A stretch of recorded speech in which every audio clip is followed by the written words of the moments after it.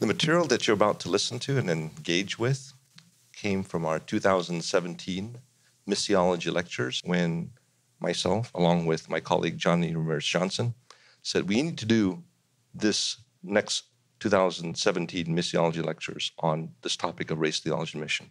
And we invited Dr. Love Sechrest to engage with us in that process. We wanted to explore the challenging questions regarding racism and ethnocentrism and xenophobia and all of those issues from the perspective of world Christianity with regard to how these realities have existed in many parts of the world, and also as part of the colonial mission endeavors. It is fascinating to think that the realities we were talking about are not the experiences of one individual or even one society. We're talking about whiteness as a way of defining the world. And the conference and the conference presenters address time and again this epistemology, this way of making meaning. It has also been described as colonization and post-colonization. The question is not about guilt, it's about engagement. It's about what are we going to do with what we have inherited. So the fact that we're having the conversation should not point a finger at you as a listener or viewer. But these are hard conversations. The conversation about race is one that has been deferred for so long and so often, over and over again. As soon as we get close to having a meaningful conversation about race, we recoil from the pain of it. And so in our lectures, you'll see some of that pain emerge. You'll see some people who have long experienced racism express and declare and name experiences that they have had that have been deeply formative, deformative even. So this conversation is not a pretty one, but we're having it. As observers, as listeners, you will be engaging, and we invite you to invite the Holy Spirit. The three of us pray a lot about this series. We humbly submitted to God and pleaded for God's mercy to lead us. We are feeble, and combined, we are imperfect, and we have prayed that the Lord will fill the gaps. And the conversation is only a starter. It is in your hands. It is in your community. It is in your family. And most importantly, it is on your knees.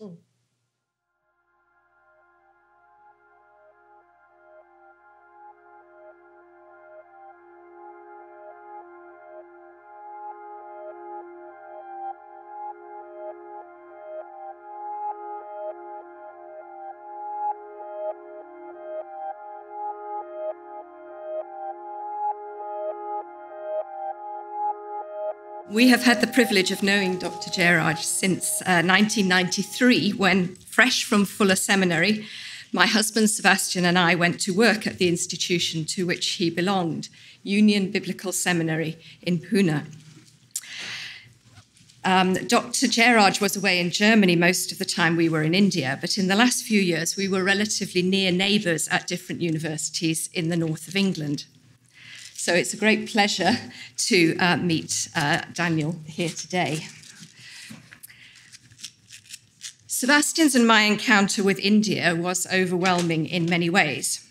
After all, India is a continent in itself with many different peoples, languages, and traditions. Union Biblical Seminary is an all-India institution, so we lived in a microcosm of the whole nation.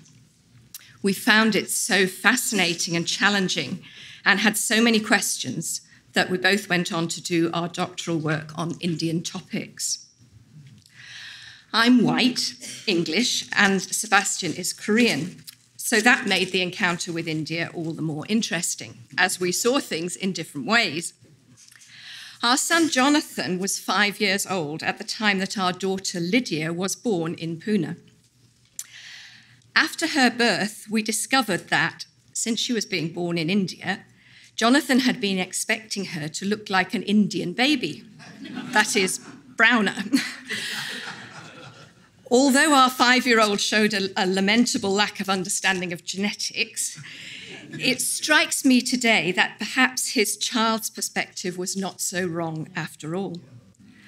The ways in which we define our identities are largely arbitrary, constructed categories, and we differ in which of those we prioritize. While we could get a handle on some of the regional identities in India, what is referred to in English as caste was much harder to read. As Dr. Jeyaraj pointed out, one of the reasons for this is that it covers up a much greater complexity of concepts and categories in Indian tradition. 4 years in India was certainly not long enough for us to figure out what these concepts were. So I'm really grateful for this lucid presentation from one who knows and has studied the matter so deeply. Dr. Jeyaraj's historical perspective shows us clearly how Tamils, and also inheritors of the Sanskrit tradition, these are two different categories, Portuguese Jesuits, another category, German Lutherans, and English Anglicans each defined the identities of different groups in India in various ways. For example, in the paper, he explained that before their encounter with people from the north, Tamils divided themselves into clans that maintained a parallel existence rather than following the hierarchical relationships between communities expressed in the Sanskrit word varna. Moreover, for Tamils, social relations were based on a place of habitation rather than on the blood relations as in the Sanskrit term jati. Today, however, notions of caste drawn from some of the Sanskrit literature are ubiquitous in India and upheld by most Hindus. Indian experience of practicing Christianity in the context of caste poses significant challenges to the way we do missiology and theology today. In the remainder of my response, I would like to draw attention to some of these. First, missiology. It was fascinating to hear in detail the various ways in which different waves of European missionaries to India exhibited their own racial and class biases. Dr. Jeyaraj showed how they accommodated to various aspects of caste by, for example, allowing separate communally based congregations or arranging more than one cup at communion to avoid the sense of pollution felt by higher castes in contact with lower ones. Missionaries often separated themselves from Indians as if they too were a separate caste. At the World Missionary Conference in Edinburgh in 1910, V.S. Azariah, later the first Indian Anglican bishop, complained of missionary aloofness and condescension, and of an unwillingness on the part of missionaries to share their homes or become friends with Indians. Dr. Jeyaraj's study of the Pauravas who joined Portuguese Catholicism demonstrates how Christian community became defined as a caste group. And this then limited the possibility for Christianity to spread to other communities. The same could be said of the St. Thomas Christians who've been in India for nearly 2,000 years and yet continue to resist the expansion of their church to include non-Syrian groups in many cases. The flip side of this situation is that Christianity may spread very rapidly within a caste community, as it did among many mass movements to Christianity from the lower castes and outcasts in the late 19th and early 20th centuries. Drawing on studies of these movements by J. Wascombe Pickett and on his own missionary experience in India, Donald McGavran developed his theory of church growth and generalized Indian caste patterns in what he called the homogeneous unit principle. That is, people like to become Christians without crossing racial, linguistic, or class barriers. While this may be true, coming from the context of South Africa under apartheid, David Bosch immediately saw the dangers of racial segregation if this was used as a mission strategy. And the Latin American missiologist René Padilla insisted that churches should be diverse from the beginning. More generally, they and others warned that homogeneous units contradicted the inclusive nature of the church as described in the New Testament, where in Christ all sorts of barriers are broken down. As caste awareness is very strong in India, so are other societal pressures in different countries, and churches are always under pressure to accommodate them. It was his experience of caste divisions as a missionary in India that lay behind Leslie Newbigin's countercultural understanding of the church that we have come to know so well in recent years, although we have not always interpreted it in the socially challenging sense that Newbigin intended. Not only did caste shape the nature of the church in India, caste difference polarized mission approaches. Dr. Jeyaraj showed in the case of Jesuit missions how, in order to effectively reach high caste Hindus, Robert de Nobili distanced himself from the low-born Pauravas, who had already become Christians, insisted that he was from a high caste himself and dressed and behaved accordingly. As this case illustrates, historically missions to India have tended to divide into two approaches, even though the proponents of both may abhor caste. There are those who seek to reach the high castes in the expectation that their conversion will lead to a transformation of the whole nation and trickle down to everybody else, including the end of caste. And there are others who seek to reach the poor and the outcast and generate mass movements to Christ that will change society from the grassroots. These top-down versus bottom-up approaches to mission translate into different approaches to theology in India. Despite its illegality under the Constitution of Independent India, caste identity is difficult for Indians to escape, even in urban areas, and also in diaspora Indian populations. Crossing caste barriers can lead to ostracism from one's own community and negatively affect marriage, inheritance, employment, and so on, as we heard. Dr. Jeyaraj explained for the so-called outcasts, who now define themselves as Dalits, caste-based harassment and violence is a daily reality.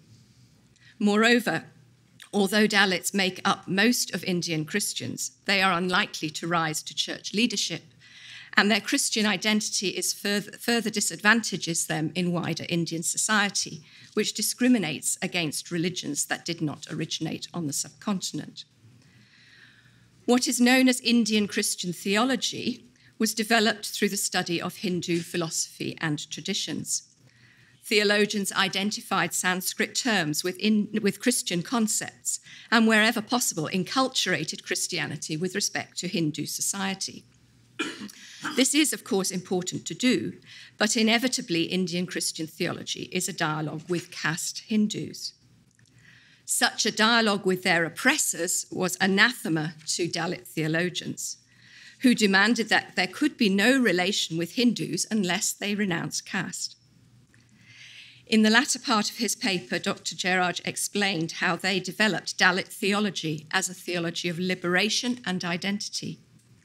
They identify with Jesus in his rejection, oppression, and brokenness, and they claim the freedom and justice that Christ brought.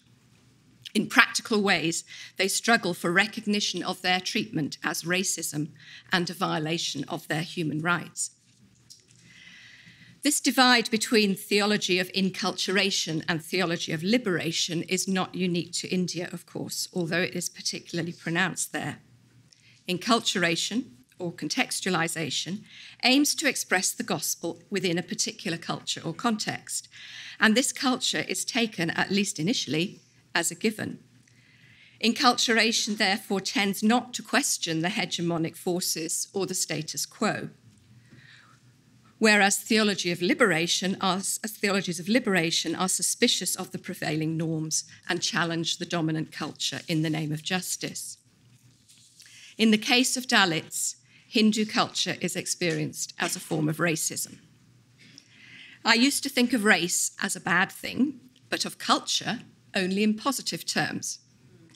However, Indian experience and the efforts of Dr. Jeyaraj and others to interpret Indian realities have made me more cautious towards culture too. According to the Lausanne Covenant of 1974, because men and women are God's creatures, some of their culture is rich in beauty and goodness. Because they are fallen, All of it is tainted with sin, and some of it is demonic. If we are not discerning in mission, we may be contextualizing theology within a culture that oppresses and excludes.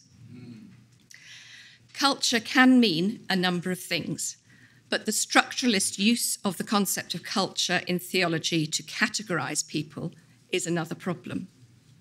In his study of the conference at Edinburgh in 1910, Brian Stanley observed that the mission leaders then referred to different races in much the same way as we might use cultures to identify people today. Like race, cultural identity can be used to divide up the world and exert power over others. Just as race has been exposed, so should this use of culture be.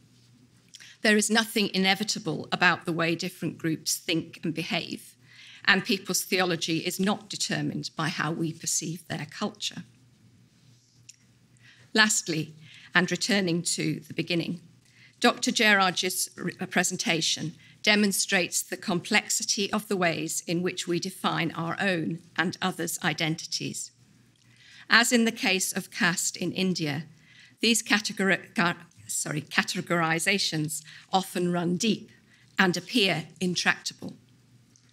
Let us take his hope for Christian congregations in India, in which Christians from various Varna and Jati backgrounds view each other as fellows, sisters, and brothers, and apply it more widely to Christian mission, wherever it takes place, and to the way we do theology. And let us thank Dr. Jeyaraj for his excellent lecture.